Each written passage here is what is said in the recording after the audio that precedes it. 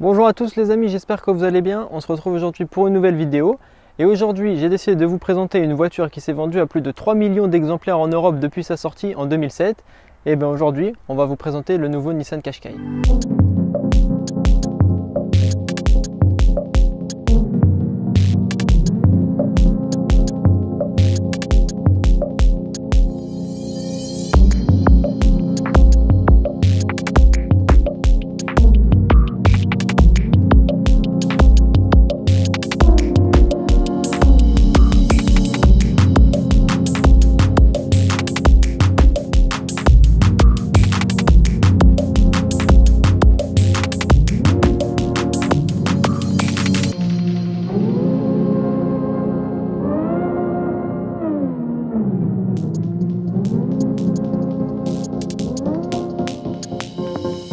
Honnêtement, si vous avez eu une ancienne version du Qashqai ou même les dernières facelift, par rapport à ces versions-là, ça change quand même pas mal. On a même ici la petite inscription carrément incrustée dedans avec marqué Qashqai. On a l'apparition de nouveaux phares ici en forme de boomerang. Il y a un gros bouclier avant, vraiment type SUV quand même. Deux prises d'air ici, donc qui ne sont pas factices. Ça c'est pas mal aussi parce que c'est vrai qu'on a l'habitude des choses un peu fake, etc. Là vraiment non, c'est pas du tout factice. On a ici le grand V, donc pareil on peut le retrouver sur le Duke, etc. en chrome, avec le gros logo Nissan ici, et puis là la calandre vraiment un peu style nid d'abeille en noir laqué. Donc sur les flancs du Qashqai ici, donc au niveau des dimensions, Nissan a vraiment voulu conserver voilà, les anciennes dimensions avec juste un petit delta de 3 cm je pense de tous les côtés, donc 3 cm à peu près en plus en longueur, en largeur et en hauteur. Donc ensuite on a là tout ce qui est passage de roues, etc. en plastique, voilà, c'est quand même un SUV. Dans les rétroviseurs ici on a des petites caméras, vous verrez tout à l'heure, c'est assez intéressant. Et puis là vous avez ici avec la clé le démarrage, l'ouverture main libre. Vous pouvez juste appuyer sur le bouton en fait. Voilà, la voiture s'ouvre, vous refermez, vous appuyez sur le bouton, la voiture se ferme. On a une grande ligne chromée qui passe ici en bas. Après, dans la globalité, voilà, la voiture Nissan a vraiment cherché à conserver les dimensions de l'ancien Qashqai pour pas trop le dénaturer.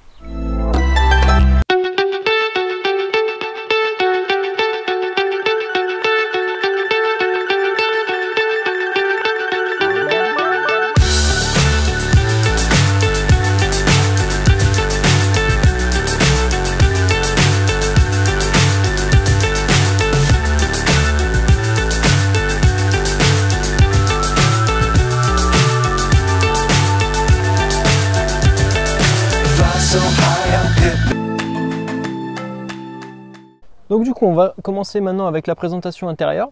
Donc au niveau des intérieurs de porte, vous voyez qu'ici c'est du plastique moussé.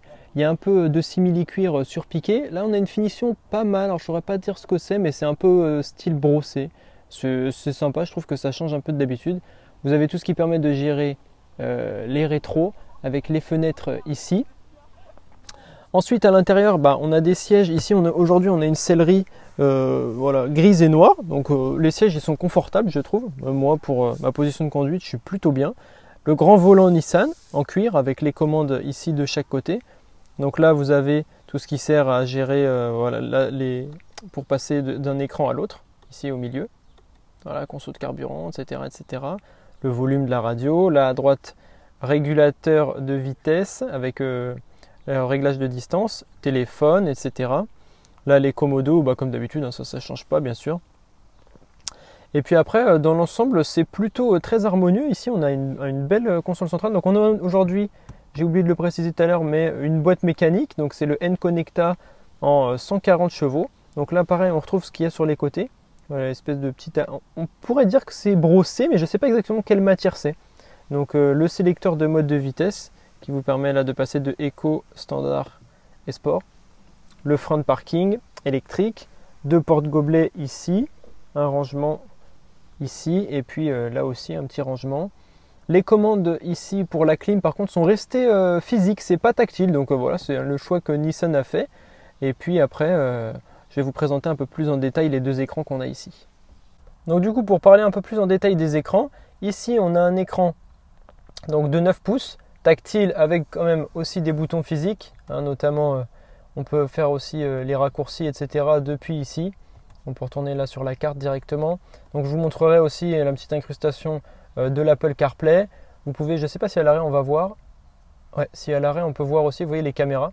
Donc ça c'est pas mal aussi. Bonne définition des caméras d'ailleurs, on peut le dire. Ensuite là vous avez les boutons pour régler le son. Et au centre en face de moi j'ai un écran vraiment très grand. Par rapport à la moyenne, un 12,3 pouces, franchement c'est énorme et je trouve ça bien parce que en 2021, quand on vend une voiture, la plupart des gens, on va dire, s'attendent à voir un écran, un virtual cockpit, hein, voilà, si on peut dire ça comme ça. Donc vous pouvez changer les modes au fur et à mesure ici, notamment la radio. Là ça c'est pour quand on mettra le régulateur de vitesse. Vous pouvez aller dans les réglages, voilà vous avez votre navigation, la consommation, etc. etc. Donc ça c'est vraiment assez positif avec plein d'indications un peu partout, mais on les montrera en conduisant, c'est quand même plus sympa. Le petit bouton ici pour démarrer. Et puis voilà, après au niveau de l'insonorisation, franchement il y a eu un gros effort de fait aussi par rapport à l'ancienne version parce que vous voyez quand même que partout c'est soit du plastique moussé, soit en fin de compte du simili-cuir. Donc ça c'est très positif pour l'insonorisation de la voiture. Et quelque chose que j'ai oublié de mentionner d'ailleurs, c'est que ici, juste au niveau encore, on va dire technologie, c'est que vous voyez là, vous avez les boutons pour fermer et verrouiller et déverrouiller la voiture. Et en fait, on a la même chose, je vous mettrai la photo, mais sur le côté passager. Donc le passager peut aussi gérer cet aspect-là. Et puis enfin, on a ici un grand toit panoramique, donc qui ne s'ouvre pas, mais il peut s'ouvrir sur certaines versions, mais là on peut ouvrir en fait juste avec le store, donc c'est déjà pas mal. Juste un tout petit peu dommage, moi j'aime bien les rétroviseurs, enfin voilà, c'est peut-être, on va dire, c'est un peu un caprice, mais j'aime bien les rétroviseurs qui sont sans contour maintenant. Donc voilà, après, c'est pas, voilà, c'était juste pour moi pour dire que je voulais dire quelque chose. Et puis juste pour terminer sur les finitions, vous avez aussi ici une barre en aluminium avec un peu de noir laqué ici, donc ça termine assez bien la voiture.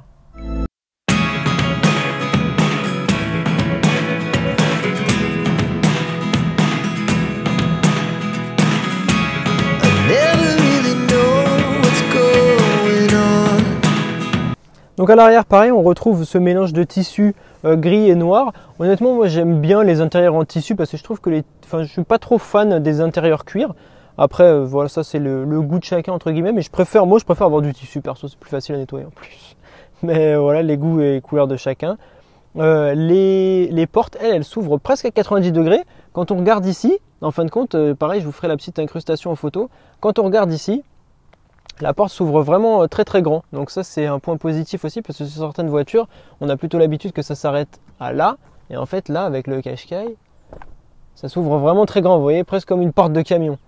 Donc on a aussi la même composition qu'à l'avant avec un peu plus de plastique dur derrière, mais toujours ce cuir ici surpiqué et cette matière un peu brossée.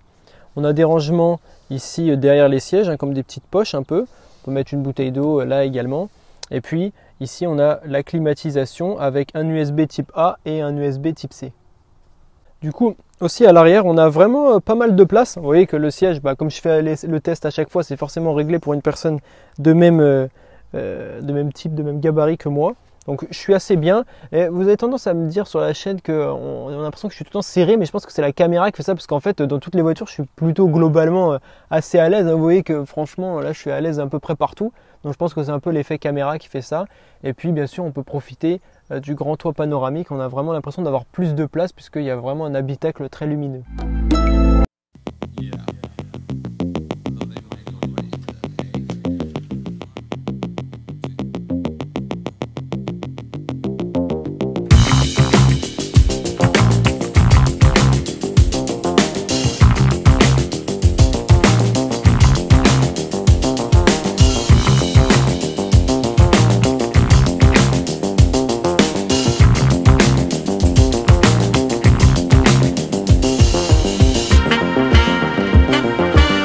Un petit changement aussi, par contre sur l'ancienne version on avait toujours un peu voilà, les mêmes feux, donc je trouve dans la globalité il y a un peu moins de changements à l'arrière, même si ici on a quand même un bouclier gris clair avec un peu de nid d'abeille par ici aussi. Vous avez comme un petit béquet, là, enfin un gros béquet même d'ailleurs, parce que ma main elle rentre entièrement dedans. L'antenne requin de ce côté là, donc comme je vous ai dit le rappel des feux boomerang, on voit pas le pot d'échappement. Vous avez ici le logo et puis si on ouvre, donc là c'est pareil, la forme est assez marrante en fait par rapport à un coffre classique. Je trouve qu'il tombe d'habitude. Là la forme est un peu plus droite. Donc quand on ouvre, la particularité sur ce nouveau cache-cache, c'est que vous avez un double plancher. Donc vous pouvez soit ici directement mettre quelque chose en rabattant les sièges, soit en fait avoir là le double plancher. Donc je vais enlever ça pour vous montrer un peu mieux. Voilà. Donc on a une meilleure quand même, une meilleure surface de chargement, surtout quand on part en vacances.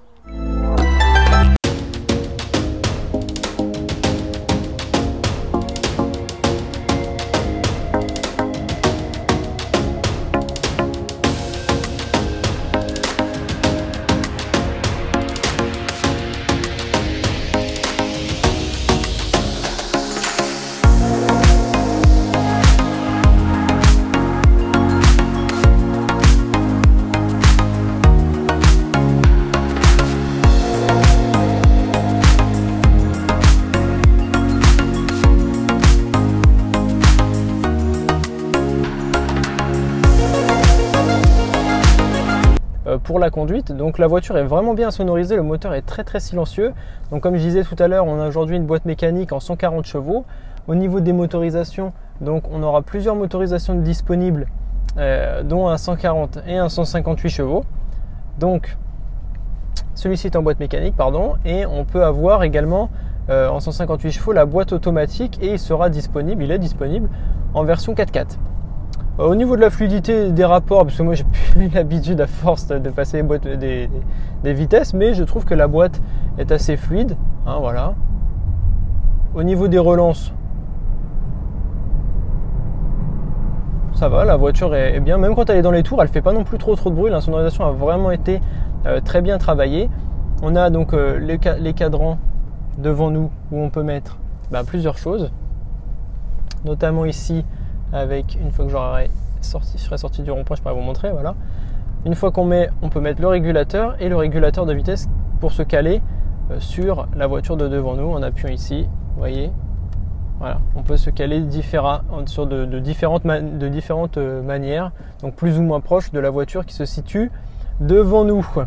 Donc voilà, on a plusieurs choses qu'on peut visualiser aussi ici. Notamment là la consommation de carburant. Donc pour l'instant, alors il faut savoir que la voiture est neuve, hein, et puis là on l'essaye, donc c'est marqué 11 litres. Je vous rassure, ce n'est pas voilà, c'est pas vraiment ça. On a le volume de CO2 qu'on est en train d'émettre, depuis combien de temps on est en train de rouler, etc. Donc après on va parler un peu plus purement conduite, parce que là on est en ville, mais c'est vrai que c'est plutôt une voiture qui est faite pour rouler, on va dire, sur de la grande route. Donc là du coup je vous ai mis la partie un peu sur autoroute. On a toujours une bonne insonorisation, on est à 110. On a le régulateur qui est ici, juste devant nous, qui peut faire office de régulateur adaptatif. C'est bien, je trouve que la définition d'image et la qualité, on va dire, d'image est vachement bien. Donc dès qu'on freine, bien sûr, ça s'arrête tout seul. Au niveau du freinage, c'est bien. Ensuite, hop, voilà. Au niveau de la précision, alors la direction, je la trouve très légère. Je trouve la voiture particulièrement légère. Alors je sais pas si c'est moi ou pas, mais je trouve que la voiture est vachement légère. Genre dès qu'on tourne, hop, elle y va directement. Ça fait pas lourd, vous voyez ce que je veux dire. Sur d'autres voitures que j'ai pu essayer, je trouvais ça un peu plus lourd. J'ai pas le poids en tête de la voiture, mais je trouve que la voiture est vachement légère. Après par contre, vous voyez, là c'est bon. Le camion de la Poste m'a rien dit, mais quand on est vraiment très bas dans les tours, c'est moins bien que si on était haut. Si on est haut, ça va quand même un peu mieux pour passer, vous voyez. Je passe à 3500. La voiture a une largement meilleure reprise au niveau de l'accélération. Donc c'est toujours limité à 110, mais au niveau de l'accélération, là franchement on est bien. Donc top. Là au niveau de ça, c'est bien. Après avec le régulateur, franchement on peut consommer très peu, donc très bien. Alors, du coup, plusieurs choses à dire au niveau des aides à la conduite. Donc on a le régulateur ici qui se cale en fonction de la vitesse du véhicule devant, évidemment. On a l'avertisseur d'angle mort. Tout à l'heure, quand on est arrivé un peu trop vite sur une voiture, ici vous avez un rectangle rouge qui sonne en vous disant que faut freiner maintenant. Ensuite, après, on a il y a tout, régulateur, tout ça. Pas mal de connectivité. Il y a plusieurs packs aussi qui peuvent être en option avec le ProPilot, etc. Ça peut être aussi assez intéressant. Voilà, c'est toujours des aides supplémentaires à la conduite. Là, vous voyez qu'on a fait un petit peu de ville, la route est assez détériorée, mais au niveau après des suspensions, tout ça, c'est comme je disais tout à l'heure, c'est assez léger. Puis nous, on a des jantes, je ne l'ai pas dit au début de la présentation, mais on n'a pas des grosses jantes, on a des jantes 18 pouces, donc les imperfections sont assez bien filtrées. Et ouais, comme je disais, je ressens la voiture vachement légère en fait, même voilà, avec le volant et tout, je trouve que c'est vachement bien.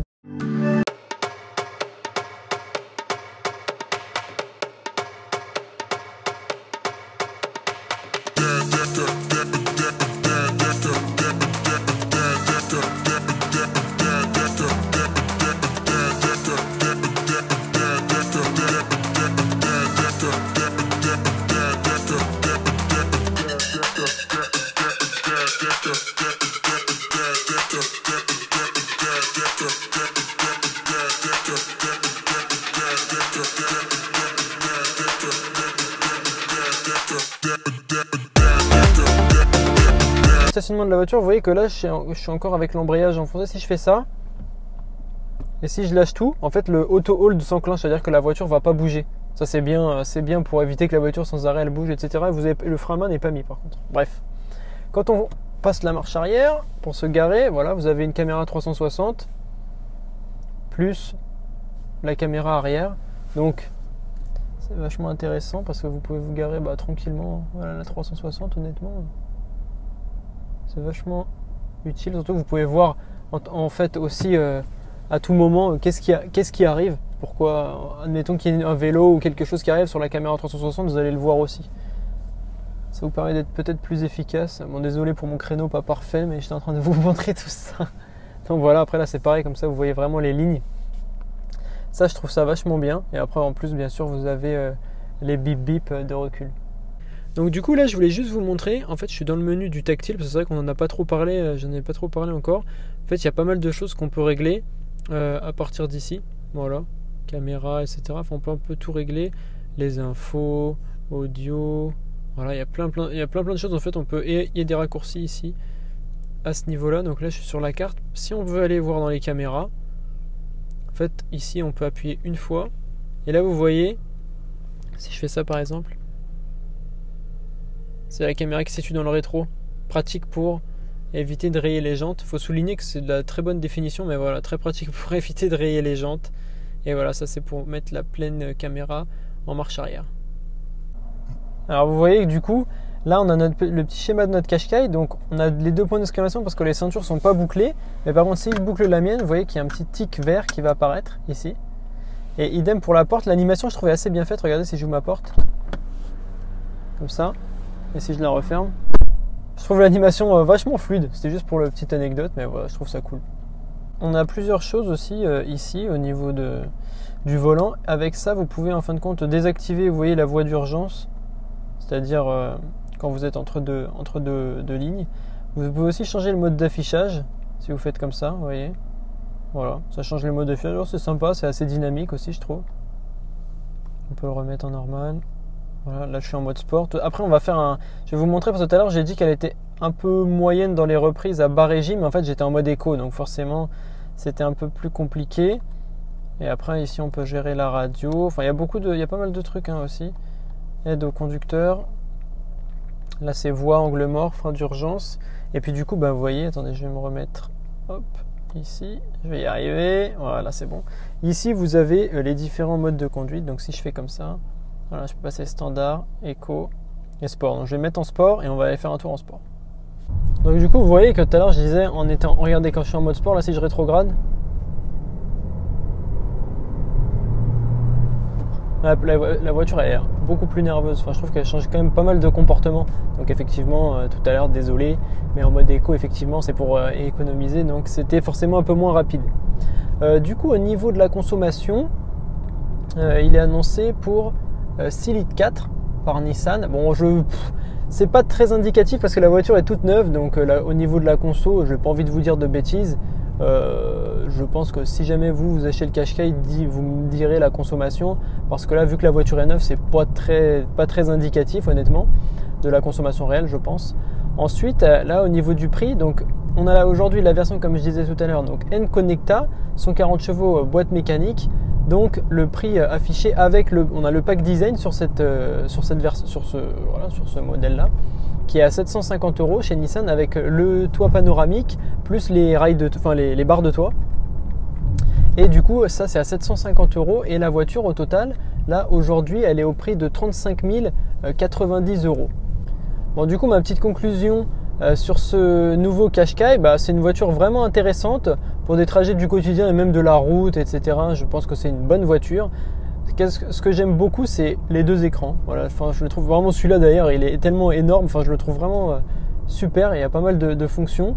Il y a pas mal aussi d'aides à la conduite. Et au niveau du design, moi ça me plaît. Ça change par rapport à l'ancienne version. Après, voilà, forcément, il y en a qui n'aiment pas.